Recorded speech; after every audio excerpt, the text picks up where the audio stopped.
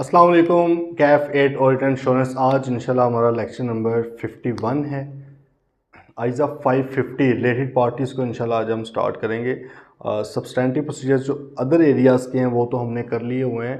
बस एक ये छोटा सा वैसे तो इंतहाई इम्पोर्टेंट स्टैंडर्ड है आपके ऑडिट के हवाले से, लेकिन आपके सिलेबस में इसका छोटा सा पार्ट है, तो ये 2 दिन में इंशाल्लाह एंड हो जाएगा। ये एंड करके फिर हम एक्सटेंसिव प्रैक्टिस इंशाल्लाह करेंगे हमारे जो है सब्सटेंटिव प्रोसीजर्स की भी।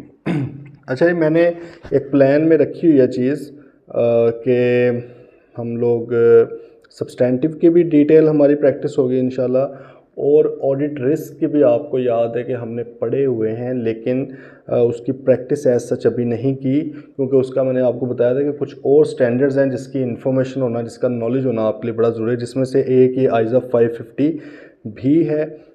बाकी आगे गोइंग कंसर्न का स्टैंडर्ड आएगा, ठीक है, सब्सिक्वेंट इवेंट्स वगैरह के आएंगे। ये कुछ स्टैंडर्ड्स हैं जो रिस्क के, ऑडिट रिस्क के साथ बड़ा रिलेट कर रहे होते हैं।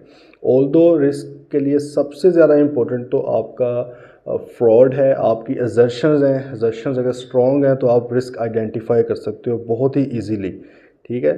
लेकिन स्टिल क्योंकि ये बड़े रिस्की एरियाज़ हैं, गोइंग कंसर्न इंतहाई रिस्की है। आपका जो है ओपनिंग बैलेंसेस वगैरह के मसाइल वो रिस्की हैं, रिलेटेड पार्टीज़ बहुत ज़्यादा रिस्की है, तो इनकी नॉलेज होना बड़ा ज़रूरी है। तो इंशाल्लाह हम प्रैक्टिस तो अच्छी खासी करेंगे इंशाल्लाह उसकी। आप लोगों के पास बाकी जब तक वो क्वेश्चंस आ रहे हैं आप लोग अपने तौर पे करें, क्योंकि देखें हमने भी जो प्रैक्टिस करनी है क्लास में वो अप्रोच की प्रैक्टिस करनी है, ठीक है। हमने कोई रट्टे नहीं मारने हैं यहाँ पे बैठ के कि ये प्रोसीजर याद कर लें, ये फ़्लो चार्ट्स पकड़ लें, या ये आपको बुलेट्स में बना देते हैं प्रोसीजर। ये तरीका कार ये पता नहीं शायद अच्छा भी हो, मुझे तो ना अच्छा लगता है ना मुझे आता है ये तरीका कार। तो मैं तो ज़ाहिर है फिर वही अप्रोच बताऊंगा जो मैंने खुद फॉलो भी किया है ड्यूरिंग माय स्टूडेंट लाइफ, और अभी भी प्रैक्टिस में भी जो हम कर रहे हैं, और जो मुझे लगता है कि यही बेहतर है। अभी ना कल परसों मेरी एक मीटिंग हुई, एक काफ़ी सीनियर प्रोफेशनल थे, हमारे फील्ड के मेंबर थे। अब वो उन्होंने ये बात की, कहता है यार आजकल जो आर्टिकल्स पे ट्रेनिंग्स आ रहे हैं ना उनके पास मतलब इतना नॉलेज नहीं होता।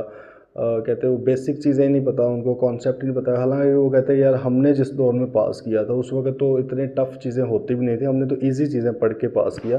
लेकिन क्योंकि उस वक्त बुक्स वगैरह अवेलेबल नहीं थी, तो कहते हमें ना खुद एक होता रहा यार चीज़ ढूंढनी है, कॉन्सेप्ट ढूंढना है, कॉन्सेप्ट समझना है। तो कहते हो अभी तक हमारे साथ चलते हैं कॉन्सेप्ट्स, ठीक है। बेशक वो कहते हैं आप पेपर देखें 20-25 साल पुराने आप देखेंगे ना पेपर, तो वो आपको इंतहाई इजी लगेंगे। लेकिन क्योंकि उस वक्त के सर्कमस्टांसेस ये थे कि ना तो बुक्स थी, ना कोई सिलेबस डिफाइंड नहीं था ऐसा, मतलब आउटलाइंस पता होती थी, तो खुद ही एफर्ट करनी पड़ती। कुछ कुछ टीचर्स होते थे, बस कुछ कॉलेजेस होते थे, एक दो ही जो पढ़ाते थे, तो कहते हमें ना एफर्ट करनी पड़ती थी उस वक्त। तो कहते अब शायद स्टूडेंट्स जो आ रहे हैं रट्टे मार मार के आ रहे हैं चीज़ों के, उनको बेसिक कॉन्सेप्ट्स का नहीं। और ये लिटरली ये चीज़ मैंने खुद अपनी फर्म में भी इंटरव्यूज़ के दौरान देखी है। अनफॉर्चुनेटली देखें ये इंतहाई प्रोफेशनल एजुकेशन है, ये वही कोई MA BA तो आप कर नहीं रहे, ये प्रोफेशनल एजुकेशन है, ये आपकी यूज़ होनी है बाद में जाके। अगर आप शॉर्टकट्स के चक्कर में रहेंगे कि नहीं हम कुछ पता नहीं क्या किस किस तरीके से हम याद करके बस पेपर पास कर लें, तो सर कंपटीशन बहुत ज़्यादा है मार्केट में, बहुत कंपटीशन है भाई। फॉर्म को भी वो रिसोर्स चाहिए जिसको कोई अकल में होता है, जो अपना दिमाग इस्तेमाल करता है, जो इनिशिएटिव लेता है, जो प्रोएक्टिव है, जो थोड़ा सोचता है कॉन्सेप्ट्स का, जिसको पता है, ठीक है। अब अक्सर स्टूडेंट्स को पूछते हैं कि जी फॉर एग्ज़ाम्पल कि आप वही AFRF की बात पूछ लो, पता ही नहीं है, सेंस ही नहीं है क्या AFRF है, जाने बुला क्या होता है पता नहीं, बस बुक में पढ़ा था जी कोई स्टैंडर्ड है उसके मुताबिक पूछ लें जी स्टैंडर्ड कौन बताता है, इसके मुताबिक करें, कोई आइडिया ही नहीं है, ठीक है।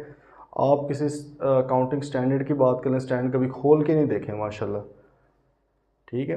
तो ये अब प्लीज़ इस चीज़ों को ना थोड़ा हमने बदलना है, हमने रट्टों की बेस पे नहीं जाना। रट्टे से आप पेपर शायद ओखा सोखा किसी तरह पास कर लें, लेकिन फाइनल बैल नंबर पे नहीं पास होना, ठीक है। और सेकेंडली जब आपने फील्ड में आना है, इंतहाई प्रोफेशनल फील्ड है, उधर भाई वही बंदे कामयाब हैं जिनको चीज़ें आती हैं। स्किल्ड का ज़माना है, आपको पता है, स्किल्स आनी चाहिए, स्किल्ड पर्सनस हैं वही आगे जा रहे हैं, तो प्लीज़ ज़रा उसको देखें।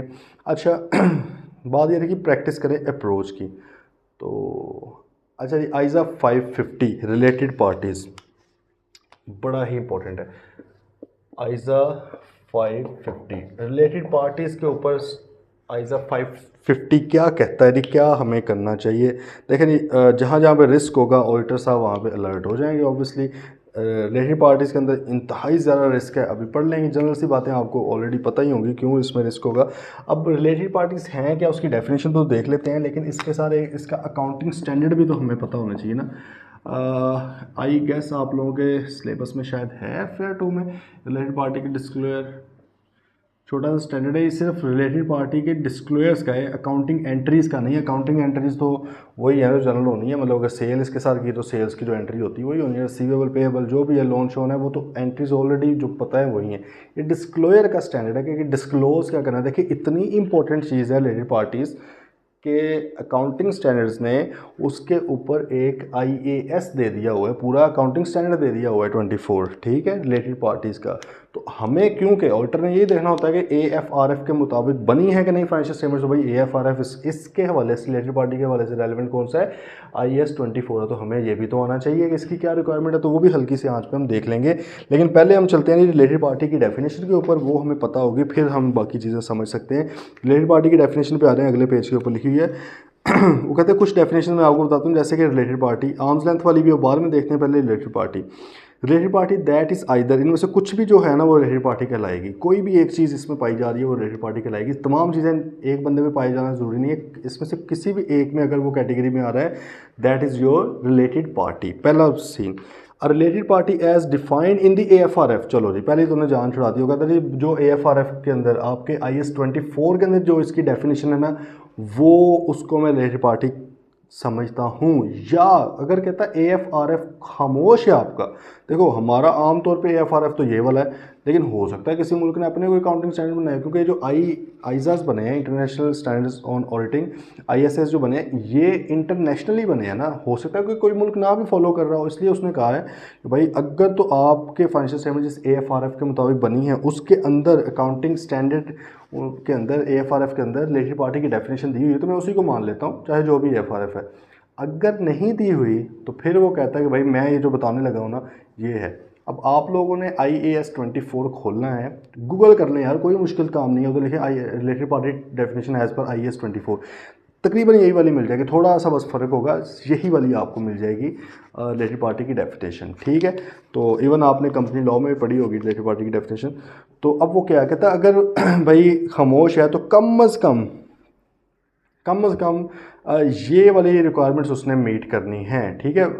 इसलिए उसने कहा कि अगर तो एएफआरएफ बता रहा है तो वो वाली डेफिनेशन, और वेयर द एएफआरएफ एस्टैब्लिशेस मिनिमल और नो रिलेटेड पार्टी रिक्वायरमेंट, या तो उसमें बहुत कम है रिलेटेड पार्टी की रिक्वायरमेंट जो ये वाली नहीं पूरी हो रही, तो फिर मैं ये इसको मान लो, या उसमें है ही नहीं कोई रिक्वायरमेंट रिलेटेड पार्टी की, तो फिर वो कहता है इन बातों को देख लो। कौन सी बातें हैं, पहले नंबर पे, a person or the entity that has control or significant influence directly or indirectly through one or more intermediaries over the reporting entity. Reporting entity से मुराद क्या है, वो क्लाइंट आपका जिसका आप ऑडिट करने गए। वो कहता है कि ऐसी कंपनी, ऐसा कोई और इदारा जिसका आपके इदारे के ऊपर कोई कंट्रोल है, आपकी एंटिटी आपके क्लाइंट के ऊपर कंट्रोल है।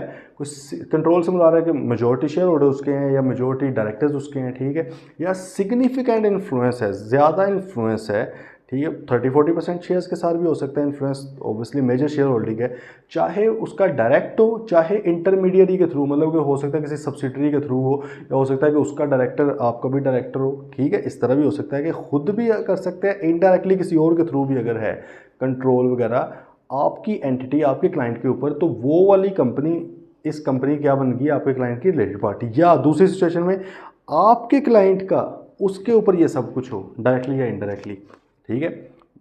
For example company XYZ limited है, आपका एक क्लाइंट है ABC limited, company XYZ limited का कोई कंट्रोल है या XYZ लिमिटेड का कोई डायरेक्टर है जो ABC का भी डायरेक्टर है, ठीक है, चाहे डायरेक्ट है इनडायरेक्ट है, आपको कोई ना कोई कंट्रोल है ABC के ऊपर, तो भाई ABC का की रिलेटेड पार्टी होगी XYZ। दूसरी सिचुएशन कर ले, एक है जी JKL लिमिटेड, कोई और कंपनी है, ABC कंपनी का कंट्रोल JKL के ऊपर है, एबीसी के डायरेक्टर्स जेकेएल में बैठते हैं, उसके भी डायरेक्टर्स हैं, या सिग्निफिकेंट शेयर होल्डिंग है, सिग्निफिकेंट इन्फ्लुएंस है, डायरेक्टली इनडायरेक्टली खुद भी हो सकता है, थ्रू सब्सिडरीज वगैरह भी हो सकता है। तो भाई फिर जेकेएल भी इसकी क्या है, रिलेटेड पार्टी है। ठीक है, वो कहते हैं कि सिर्फ ये नहीं है कि अगले का ही कंट्रोल आपके ऊपर हो तो फिर है भाई आपका भी अगर उसके ऊपर कंट्रोल है तो फिर भी वो आपकी रिलेटेड पार्टी है। ठीक है, अच्छा एक तो ये होगा, और एन अदर एंटिटी है इसके अलावा that is under common control with reporting entity through having common controlling ownership, owners who are close family member और कॉमन की मैनेजमेंट। हाँ, या वो कहता है भाई इसके अलावा अगर आपके डायरेक्ट शेयर होल्डिंग वगैरह नहीं भी है, इस तरह का सिस्टम नहीं भी है,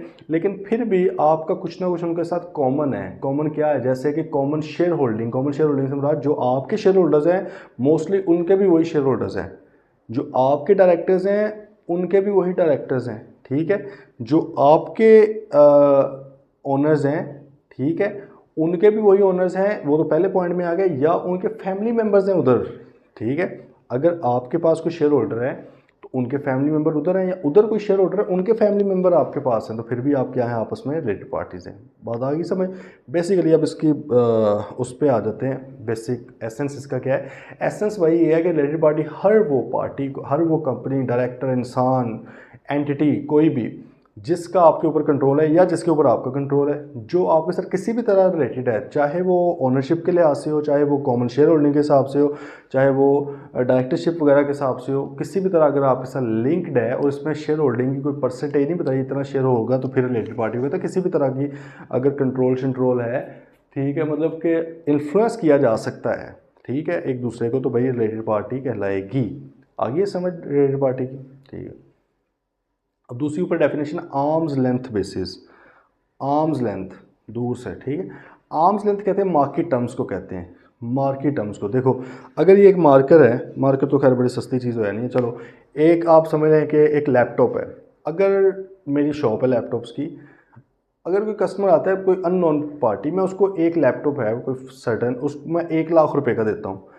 अब अगर यही कोई मेरी रिलेटेड पार्टी आ जाती, मैं उसको भी 1 लाख का ही दूं, तो इसको कहा जाएगा आर्म्स लेंथ के ऊपर मैंने ट्रांजैक्शन की है। किस पे की है, आर्म्स लेंथ पे, कि भाई जिस तरह मैं बाकियों के साथ, अगर मैंने तुम्हें दूर थोड़ा सा रख के किया, मैंने रिलेटेड पार्टी के गले नहीं मिला मैं, ठीक है, मैंने उसको ये नहीं किया कि आपके लिए 80,000, आप क्योंकि रिलेटेड पार्टी हैं आपके लिए 80,000, तो फिर तो आर्म्स लेंथ है। लेकिन क्या ऐसे होता है, रिलेटेड पार्टी को 1 लाख में दिया जाएगा लैपटॉप? वो कहेगा बाबा फिर मैं रिलेटेड पार्टी किस चीज़ की, ठीक है, कहेगा भाई अगर मैंने फिर तुम्हारे पास में आए क्यों, लाख का तुमने मार्केट में भी मिल रहा है, तो तुम्हारे पास क्यों आया हूँ, तो भाई कम करो। तो आप आम तौर पे यूजली आप समझे तकरीबन 99% of the time arms length basis पे नहीं करते ट्रांजेक्शन, आर्म्स लेंथ बेसिस पे ट्रांजेक्शन नहीं कर पाते रिलेटेड पार्टी के साथ। यही तो मसला है, यही तो रिस्क है।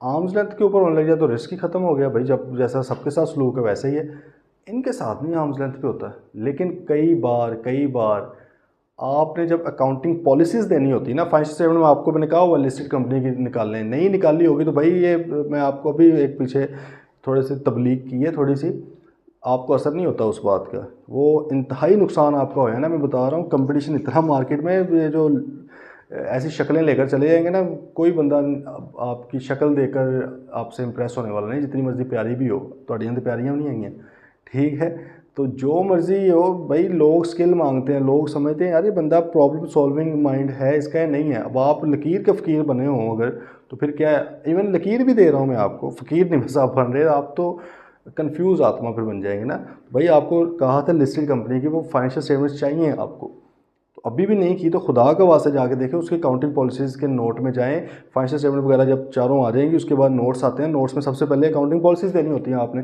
उसमें ढूंढे जाकर रिलेटेड पार्टी की लाजमी दी होगी, क्योंकि लिस्टेड कंपनी की कोई ना कोई तो रिलेटेड पार्टी होगी। पॉसिबल कैसे है कि ना हो, डायरेक्टर इवन रिलेटेड पार्टी है, उनके साथ कोई ना कोई ट्रांजेक्शन हुई होगी। वहाँ पर ये लाजमी बताना होता है कि आप उनके साथ आर्म्स लेंथ पे काम कर रहे हैं, नॉन आर्म्स लेंथ पे काम कर रहे हैं। अगर आपने भाई वहाँ पे लिख दिया आर्म्स लेंथ, तो फिर तो ज़्यादा रिस्क आ गया है। अब देखो फाइनेंशियल स्टेटमेंट के अंदर एक चीज़ लिख दी गई है, तो भाई देखो अकाउंटिंग पॉलिसी तो गलत नहीं है, आर्म्स लेंथ वाली बिल्कुल बेस्ट पॉलिसी है, लेकिन मसला ये कि क्या उसको इंप्लीमेंट भी किया जा रहा है कि नहीं किया जा रहा है। अगर कह रहे हो कि आर्म्स लेंथ बेसिस पे, इंप्लीमेंटेशन में पता लग रहा है लाख वाली चीज़ 70,000 की दे रहे हो, तो मिस स्टेटमेंट क्यों कर रहे हो भाई, झूठ क्यों बोल रहे हो। ऑडिटर को मसला हो जाएगा इसके अंदर, रिलेटेड पार्टी के अंदर, यही तो रिस्क है। क्योंकि देखो जेन नहीं मानता, कि भाई आर्म्स लेंथ किस तरह हो सकती है। रिलेटेड पार्टी कहेगी भाई किस चीज़ की रिलेटेड पार्टी हूँ मैं, अगर मैंने भी तुम्हें लाख रुपए की चीज़ लाख में खरीदनी है तुमसे तो रिलेटेड पार्टी किस चीज़ की हूँ। लेकिन आम तौर पे कंपनीज लिख देती हैं। लेकिन जो अक्लमंद कंपनीज हैं, जिनके अक्लमंद अकाउंटेंट्स हैं, जिनके पास चार्टर्ड अकाउंटेंट हैं, लेकिन अकल वाले ये इस तरह के नहीं कि जो बस सुनी सुनाई बात के ऊपर चले जाते हैं, खुद देखते हैं चीज़ें, वो भाई जाके उनको मशवरा देते हैं कि सर आप इधर लिखो non arms length. Non arms length लिख तो दिया, लेकिन क्या लिखना ईजी है? नहीं भाई, लिखना इतना ईजी नहीं है। अब उसको फिर नॉन आर्म्स लेंथ पे किया क्यों, उसको जस्टिफाई भी तो करना है। उसमें फिर कंपनीज एक्ट भी बीच में हो जाता है इन्वॉल्व कि भाई अगर डायरेक्टर्स इन्वॉल्व हों तो कॉन्फ्लिक्ट ऑफ इंटरेस्ट होता है, वो डायरेक्टर मीटिंग में ना बैठे, बाकी के लोग उसको प्रूव करें, ठीक है, अप्रूव करें अपनी बोर्ड रेजोल्यूशन के अंदर, तो वो सारी रिक्वायरमेंट्स भी आपको मीट करनी पड़ेगी। अगर आप आर्म्स लेंथ वाली काम कर लो फिर तो कोई रिक्वायरमेंट ही नहीं है ना भाई, बाकियों के साथ भी ऐसे ही हो रहा है, आपके साथ भी कर देते हैं, बाकियों को भी लाख का आपको भी लाख का, लेकिन लॉजिकली होता नहीं है ना लाख का। तो भाई ये बड़ा ज़रूरी है कि आपकी पॉलिसी क्या है, अकाउंटिंग पॉलिसी को ऑडिटर ने देखना है बड़ा गौर से। अच्छा, अब उसने कहा जी आर्म्स लेंथ क्या, transaction conducted on such terms and conditions as between a willing buyer and a willing seller who are unrelated and are acting independently of each other and pursuing their own best interest. कहता है arms length से मुराद है कि यार कोई unknown बंदे जो एक दूसरे के साथ डिपेंडेंट नहीं है, किसी भी तरह रिलेटेड नहीं है, वो आमतौर पर आपस में किस तरह ट्रांजेक्शन करते हैं उसको आर्म्स लेंथ बोला जाता है बस, ठीक है। तो ये उसकी उसने डेफिनेशन बताई, ये नहीं कह रही है कि रिलेटेड पार्टी के साथ हमेशा आर्म्स लेंथ होता है। भाई जो तो मैंने कहा 99% केसेस में आर्म्स लेंथ होता ही नहीं है। होने लग गया तो भाई रिलेटेड पार्टी किस चीज़ की है, वो कहेगा मेरा कोई रो भी नहीं है तुम्हारे ऊपर, ठीक है। चलें जी, अब ज़रा आ जाएँ बैकग्राउंड है एनरॉन का स्कैंडल। एनरॉन का स्कैंडल यार पढ़ लेना वैसे खुद ही, ये आप लोगों को वैसे पता होना चाहिए, मेरे ख्याल में I2P में मैंने तो खैर अपने टाइम पे पढ़ाया था, आपने कहीं ना कहीं और भी सुना होगा, बाकी आपका थोड़ा सा दिमाग चलना चाहिए इन चीज़ों में। ये बड़ा ही मशहूर स्कैंडल था, मशहूर ज़माना बल्कि बदनाम ज़माना स्कैंडल था, ठीक है। इसमें हुआ क्या, उसमें भी ये था कि रिलेटेड पार्टीज़ वगैरह थी वो इन्वॉल्व हुई, ठीक है। उन्होंने अपने एसेट्स बहुत ज़्यादा ओवरस्टेट कर करके एसेट्स बताए, ऐसी कंपनीज के नाम पे कर्जे लिए जो कि स्पेशल पर्पस व्हीकल्स SPVs, आपने शायद टैक्स में पढ़ा हो, SPVs बनाई, और मतलब कि पूरा एक सिस्टम बनाया। जैसे पाकिस्तान में वो पढ़ा होगा आपने केस ओमनी ग्रुप वाला, जरदारी वाला, पापड़ी वाले के अकाउंट से 5 करोड़ रुपया निकल रहा है, छाबड़ी वाले के अकाउंट से 10 करोड़ निकल रहा है, वो क्या केस था। तो उसमें भी ये था कि भाई पीछे बंदा नहीं पता लग रहा है पैसे आए किधर, अकाउंट टू अकाउंट इस तरह हो के गए। इधर भी यही सीन था, इन्होंने अपनी रिलेटेड पार्टीज़ के थ्रू 2 नंबरी वहाँ पे की थी एनरॉन ने। तो मैंने आपको शायद पहले भी कभी बताया था कि पहले किसी दौर में बिग 5 फर्म्स होती थी, ऑर्थर एंडरसन एक फर्म होती थी, ठीक, वो इनकी ऑडिटर थी, वो उसने इतना बड़ा ब्लंडर मारा कि उससे ये केस पकड़ा ही नहीं गया। बाद में वो कहते नहीं हम तो रीज़नेबल शोने देते हैं, वो कानून कहता है कि भैया रीज़नेबल तो है लेकिन इन्नी रीज़नेबल, ठीक है, एक कड़ी रीज़नेबल है कि अनरीज़नेबल लगने लगी है। इतने सालों से वो 2 नंबरियाँ कर रहे हैं, आप कहते हैं हमारी नज़र में नहीं आती, हमारे सैंपल में नहीं आ रही चीज़, कैसे पॉसिबल है? आप कौन से ऑडिटर हैं? इसका मतलब आपकी प्लानिंग तगड़ी नहीं है, आपकी अंडरस्टैंडिंग ऑफ एंटिटी सही नहीं है, आप फ्रॉड नहीं सही पकड़ पाते हैं इनके, ठीक है। फ्रॉड बेशक पकड़ना आपकी प्राइमरी रिस्पॉन्सिबिलिटी नहीं है, लेकिन भाई इतना मोटा इतना तगड़ा फ्रॉड ये तो पकड़ना आपकी रिस्पॉन्सिबिलिटी थी, आपको देखना चाहिए था इसको, आपने क्या किया। तो उन्होंने फर्म भी तोड़ दी, कंपनी भी बंद कर दी, बहुत बड़ी कंपनी थी एनरॉन, ठीक है। तो खैर भाई ये पता होनी चाहिए चीज़ें आप लोगों को भी। अच्छा खैर ये तो बैकग्राउंड था, ये पेपर में तो नहीं आने वाला, बस आपको बताने के लिए ही था। तो अब वो कहते हैं कि जी ISA 700 जो हम पढ़ेंगे ऑडिट रिपोर्ट का स्टैंडर्ड, पहला स्टैंडर्ड अनमॉडिफाइड ऑडिट रिपोर्ट का, वो क्या कहता है? वो कहता है हम उसके ओपिनियन सेक्शन के अंदर जब हम रिपोर्ट बनाते हैं, ज़ाहिर लिख के देनी है ना रिपोर्ट, आप लोगों के पास मौजूद भी है रिपोर्ट, ठीक है, पता है ना रिपोर्ट मौजूद है, कभी खोल के देखिए दोबारा रिपोर्ट भी आप लोग देखें। तो उसके अंदर भाई वो कह रहा है कि इन आर ओपिनियन, हम ये लिखते हैं in our opinion the accompanying financial statement जो साथ लगी हुई हैं presents fairly in all material respect in accordance with the IFRS, ठीक है। यहाँ पे IFRS को AFRF लिया होगा, अगर आपने दूसरा को लिया था आप उसके मुताबिक करें। बेसिकली वो कह रहा है कि भाई आप ओपिनियन सेक्शन में लिखते हो कि हमारी जो फाइनेंशियल स्टेटमेंट साथ पड़ी हुई हैं, लगी हुई हैं कंपनी फाइनेंशियल स्टेटमेंट, वो तमाम मटीरियल एस्पेक्ट्स में, मटीरियली, इमटीरियल तो हम देखते नहीं हैं, मटीरियली ये अकॉर्डेंस विद IFRF है, AFRF है या IFRS है। तो भाई इसका मतलब हर चीज़ को होना चाहिए उसके मुताबिक। तो AFRF में से एक फिर आपका स्टैंडर्ड क्या है? IS-24 भी है, तो भाई उसके मुताबिक भी होना चाहिए, ठीक है जी। तो अब इसलिए आगे बात है what is relevant accounting standard for related party. Relevant accounting standard क्या है? IAS-24, जिसका नाम है रिलेटेड पार्टी डिस्क्लोजर्स। वो अकाउंटिंग ट्रीटमेंट नहीं बता रहा, ये कोई बंदा ना बात करे कि अकाउंटिंग ट्रीटमेंट नहीं, भाई अकाउंटिंग ट्रीटमेंट तो वही है, सेल होनी है, परचेज होनी है, लोन्स हैं, रिसीवेबल पेएबल वगैरह, वो सारा कुछ वही है जो बाकी की अकाउंटिंग है। इधर सिर्फ डिस्क्लोजर्स की बात हो रही होती है, ठीक है। IAS 24 कंपनी से क्या चाहता है कि आपने क्या क्या डिस्क्लोज करना है, ये बात है। और आइजा 550 ऑडिटर से क्या चाहता है कि आपने टेस्ट क्या करना है, ये वो है। ठीक है।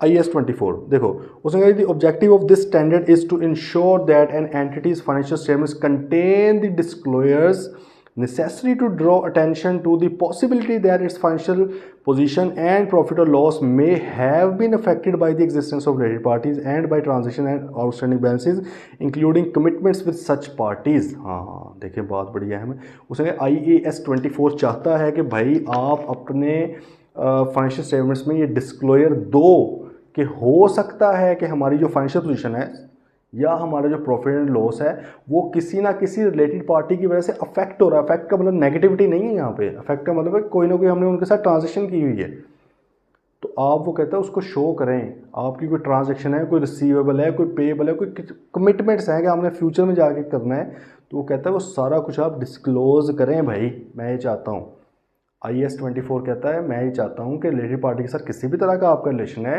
किसी भी तरह की आपने ट्रांजेक्शन की है या करनी है भैया ना, आप उसको डिस्क्लोज करें स्पेसिफिकली, क्योंकि वो समझता है कि रिलेटेड पार्टी इतनी ज़्यादा इंपॉर्टेंट है कि यूजर्स ऑफ फाइनेंशियल स्टेटमेंट्स की अटेंशन ड्रॉ करें, अटेंशन उनकी सीख करें, वहाँ पर उन्हें बताएं कि भाई ये चीज़ें हैं जो रिलेटेड पार्टीज़ के साथ हमारे कॉन्ट्रैक्ट वगैरह चल रहे हैं। आइए समझ। अब ये है जी उसका ऑब्जेक्टिव।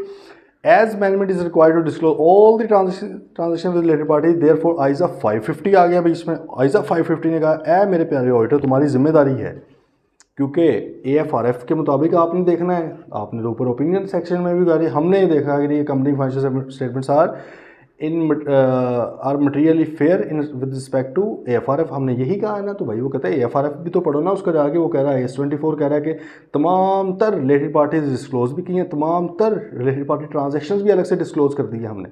तो कहता है जाके देखो तो सही यार हुआ है कि नहीं, तो क्या रिस्पॉन्सिबिलिटी हमारी बन गई। ISA 550 के मुताबिक हमारी रिस्पॉन्सिबिलिटी है relating to related party relationships and transaction audit of financial statement, उनकी रिलेशनशिप को देखना ये। और specifically it expands on how ISA 315 understanding of environment and control of entity, ISA 330 audit risk and ISA 240 fraud risk are to be applied in relation to risk of material statement associated with related party relationships and transaction. हाँ देखें बड़ी खूबसूरत बात। उसने कहा कि भाईजान एक तो आपकी जिम्मेदारी है कि IAS 24 के मुताबिक क्या रिलेटेड पार्टी डिस्क्लोज हुई हैं, ट्रांजेक्शन हुई है, एक तो ये देखो। लेकिन सिर्फ इसी हद तक नहीं है। कहता मेरी जान आपने ISA 315 भी पढ़ा हुआ है, जिसमें था understanding of environment of business entity, understanding of internal control of entity, ये सारी बातें हैं ना। कहता उसमें भी तो रिलेटेड पार्टी घुसेंगी, रिलेटेड पार्टी है, डायरेक्टर है, मैनेजमेंट ओवरराइड ऑफ कंट्रोल हो सकता है, हमने तो पढ़ा हुआ है उसमें। ठीक है। अंडरस्टैंडिंग ऑफ एंटिटी आपने लेनी है, कौन कौन सी इसकी सब्सिडरी कौन है, इसकी होल्डिंग कौन है, इसकी एसोसिएट्स कौन है, तो ये सारी रिलेटेड पार्टी से तो हैं। कहता उधर भी इसको आप शामिल करें। जब आपने रिस्क असेसमेंट कर रहे हो ना ISA 330 के मुताबिक क्या होती है risk assessment, audit risk is equal to risk of material misstatement and detection risk. Risk of material misstatement क्या था, inherent risk plus control risk, और अगर इसमें डिटेक्शन रिस्क आ जाए तो तीनों मिलकर क्या बन रहे होते हैं, ऑडिट रिस्क बन रहे होते हैं। तो कहते हैं यार रिलेटेड पार्टी के अंदर भी तो ऑडिट रिस्क है, बहुत बड़ा रिस्क है।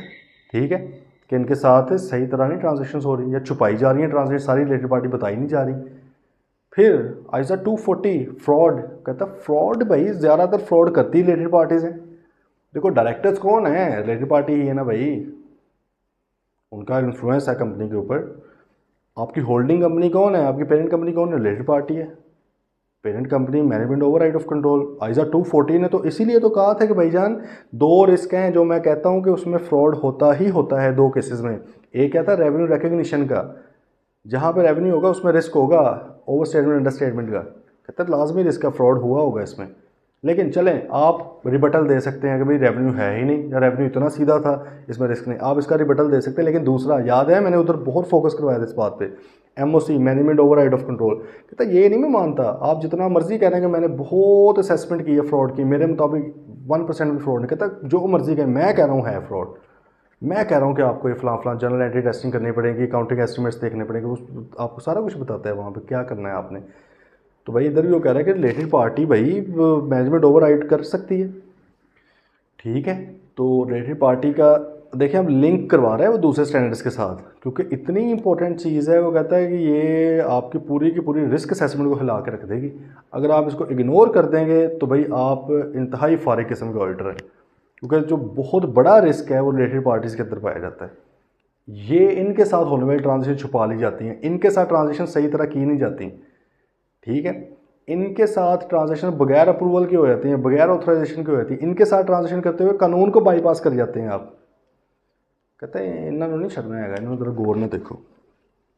अब अगली बात है, why is there is a high risk of material statement related party. भाई रिलेटेड पार्टी में high risk of material statement क्यों है? ये हम तुसी मैंने दसो ना क्यों है, सारी बातें तो हो गई।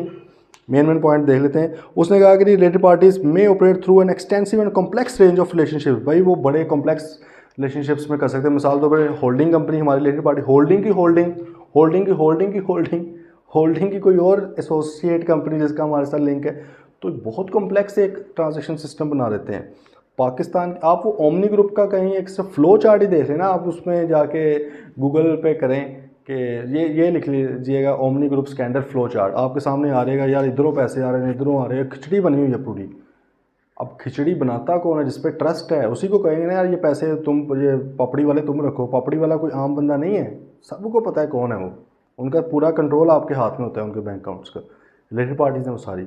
तो भाई आपने अगर किसी और बंदे के नाम पे कोई अरबों रुपए की ज़मीन लगवाई हो तो अगला बंदा कोई एवं ही होगा, किसी के भी नाम पे लगवा दोगे? नहीं सर। मकसूद चपड़ासी कौन था? मकसूद चपड़ासी बाद में जो बेचारे को मार भी दिया है, माफिया तो फिर ऐसे ही करते हैं, सिसिलियन माफिया। अच्छा, तो वो कोई आम बंदा था? नहीं सर, ये बड़े ट्रस्ट वर्दी होते हैं। रिलेटेड पार्टीज़ होती हैं सारी, कंपनीज़ के नाम पे रखवाई जाती हैं इन्वेस्टमेंट, किसी भी के बंदे के नाम पे ऐसे ही रखवा देंगे।